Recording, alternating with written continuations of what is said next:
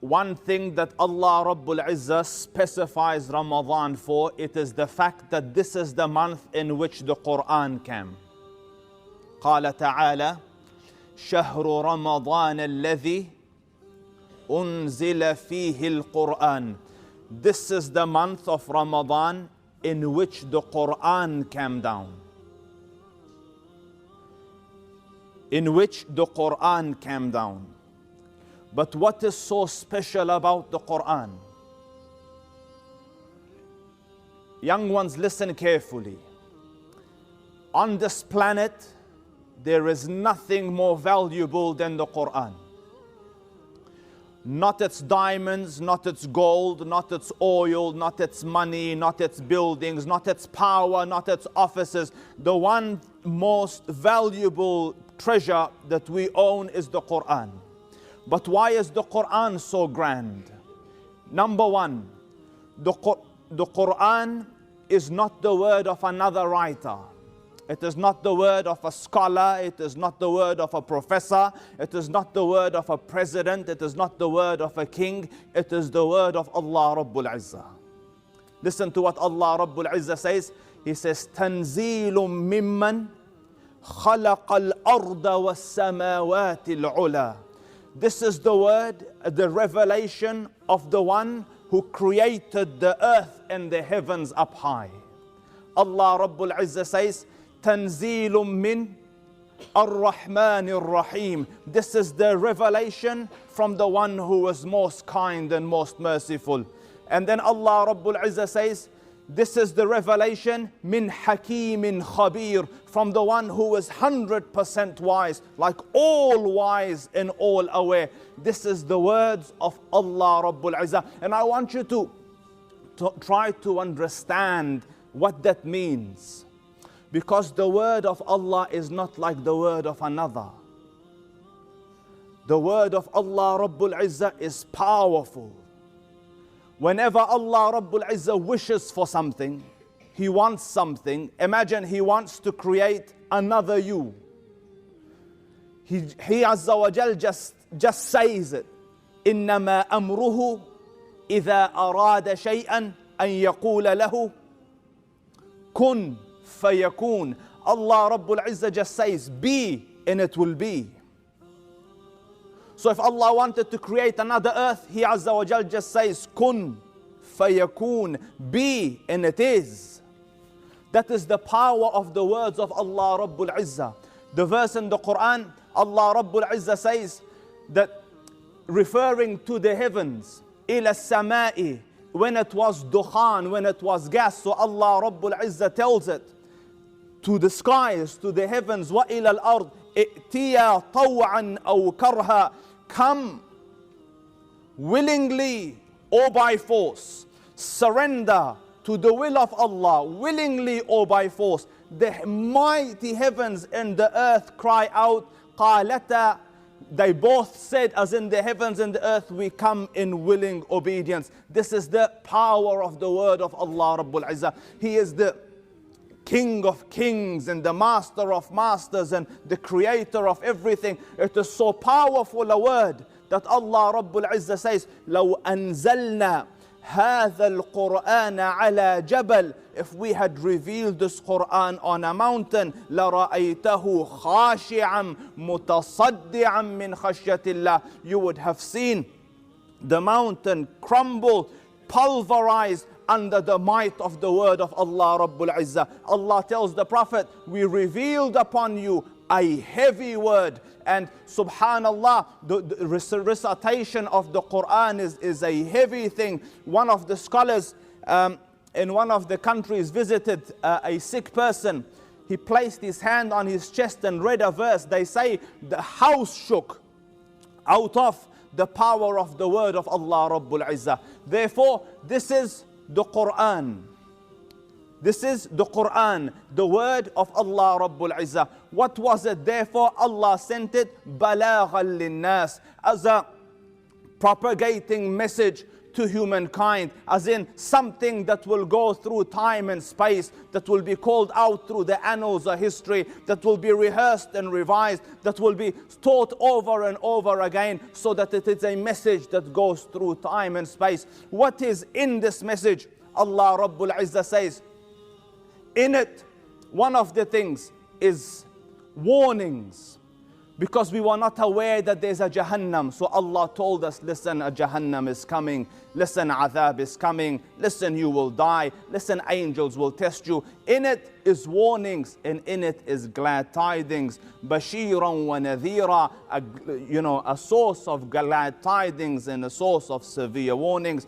It is also a source of rahmah. Allah Rabbul Izzah, with regards to it, says, Ya ayyuhan nas, O humankind, قَدْ جَاءَتْكُمْ مَوْعِظَةٌ مِّن رَبِّكُمْ, there has come to you heed from your Lord, وَشِفَاء, and cure, لِمَا فِي الصُّدُورِ, for the sicknesses that are in your chest. For example, you have envy, the Quran came to cure you from that. You have jealousy, the Quran came to cure you from that. You have pride, the Quran came to cure you from that. You have arrogance, the Quran came to cure you from that. You had unnecessary hatred, the Quran came to cure you from that. You had nationalism inside you, Allah sent the Quran to cure you from that. You had racism inside you, Allah sent the Quran to cure you from that. Now look around you, you sit in a gathering in which there are people from 50-something different nations sitting amidst each other as brothers. The Quran and Islam did that. Therefore, this is وَشِفَاءٌ لِمَا فِي الصُّدُورِ. And in another verse, it is shifa, period. وَنُنَزِّلُ مِنَ الْقُرْآنِ مَا هُوَ الشِّفَاء. All cure has been sent in this Quran. Ibn al-Qayyim al-Jawziyya lillahi darru says, for every sickness, there is a cure in the Quran. It is just if Allah has taught you how to use it or not. If Allah Rabbul Izzah has opened it up for you or not. Have you engaged with the Quran intimately enough to know its secrets or not, to know how to use it or not? He himself, Ibn al-Qayyim lillahi darruh, he had a mount, a camel or a horse that looked really nice. It was outstandingly beautiful. So it was striking. So they told him, says, listen, Sheikh, don't go that way. There's a person, his eyes have hasad, his eyes have envy. It will strike your animal and it will cause it harm.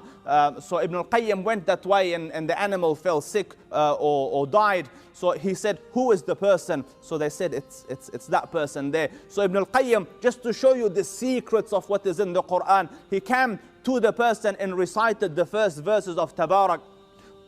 قال تعالى تبارك الذي بيده الملك وهو على كل شيء قدير الذي خلق الموت والحياة ليبلوكم أيكم أحسن عملا وهو العزيز الغفور الذي خلق 7 سماوات طباقا ما ترى في خلق الرحمن من تفاوت فارجع البصر هل ترى من فطور ثم ارجع البصر كرتين ينقلب إليك البصر خاسئا وهو حسير. And they say, as the Sheikh recited it, circles burnt on the face of the man, as in his eye, his evil eye, and his hasads fell back on his own face and burnt his own face. So the Quran has secrets which Allah Rabbul Izzah opens to you based on how intimate you are with it. It has cures for everything. The ashab were traveling.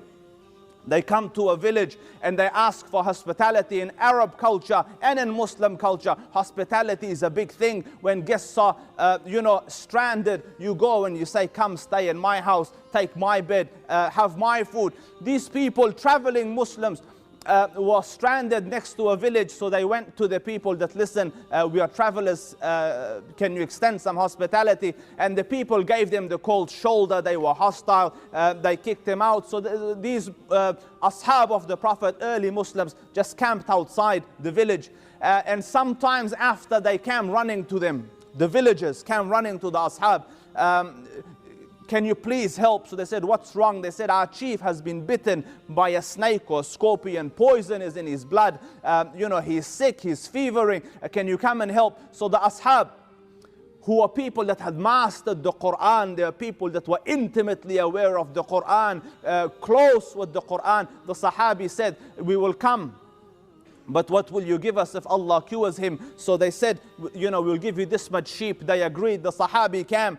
sat next to the person, put his hand on him, recited Fatiha, Alhamdulillah Rabbil Alameen Ar-Rahman, Fatiha 7 times, and Allah destroyed the poison and cured the man with the recitation of Fatiha. Do you see that the Quran has cure?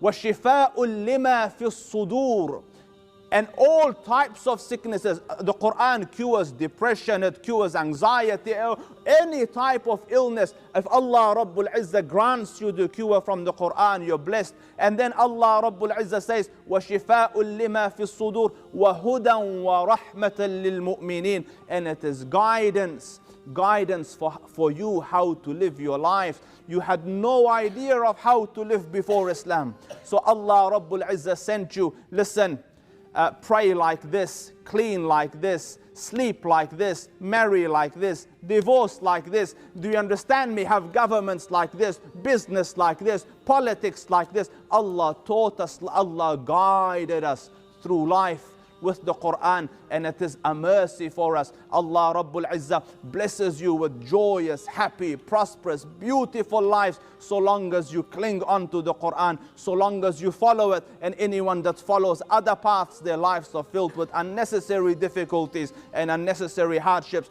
So Muslims, this is the month of the Quran. Of the Quran. And another, amazing, the Quran is full of amazing things. This is one of the miracles and the qudra of the Quran, and one of the, the grand aspects of it, that upon its coming down, the whole security system of the heavens changed. And Alhamdulillah, my dear brothers and sisters, you have this book at the, at a hand's reach. You have it in your phones, you have it in your computers, you have it physically, you study it. But I want to tell you a few things. Listen carefully. A lot of you struggle with reading the Quran. You haven't mastered being able to read it fluently, and that is wrong. You must exert yourself, young and old, until you become fluent in the Quran. But when you become fluent in the Quran, that is not enough. It means you can read it, but you don't understand what you're reading. You don't know what your Lord is telling you. You don't know what He just instructed you. You don't know what He just prohibited for you. You don't know what He just advised you. You don't know what He cautioned you. You don't know the meaning of the stories He narrated to you. So the first step, learn to read it. When you master that, then understand it. You must understand what your Lord is telling you. It is silly if you don't. You're standing reading, Alhamdulillah, Allah will bless you and reward you, but you have no idea what Allah wants.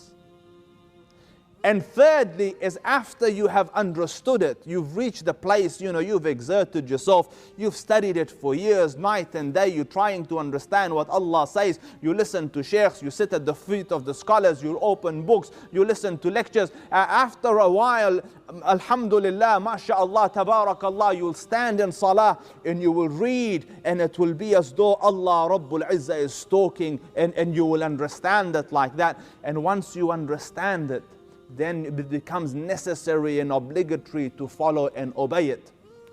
And if you don't do these three, like if you don't learn it and then understand it and then implement it, in the day of judgment, none other but the Prophet ﷺ will argue against you in the court of Allah Rabbul Izzah, calling out, Ya inna qawmi ittakhadhu hadha al-Qur'ana mahjura. O Lord, my people forsook the Quran. Unless you do these three, unless read it, and if you can't, keep pushing and learning until you've mastered it, until you can read very efficiently and very fluently.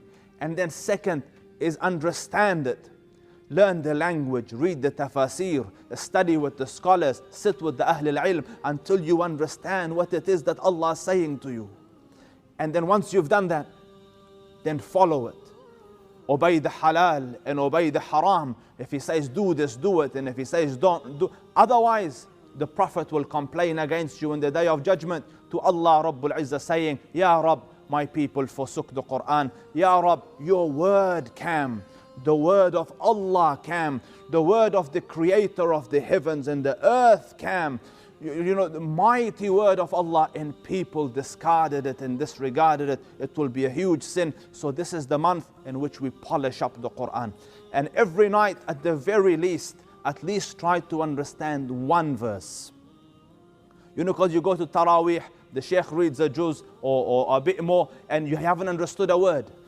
Come home, open the, the tafsir, go online, go to a sheikh, sit with scholar. At least one verse try to understand from what you have recited. So the wajib of tadabbur is lifted. Because the Quran was sent لِيَدَّبَّرُوا آيَاتِهِ, so that you think and reflect on its words. But if you can't understand, you can't do that. So you must. May Allah Rabbul Izzah bless you and your families and accept your ibadah and your siyam and your qiyam in this month.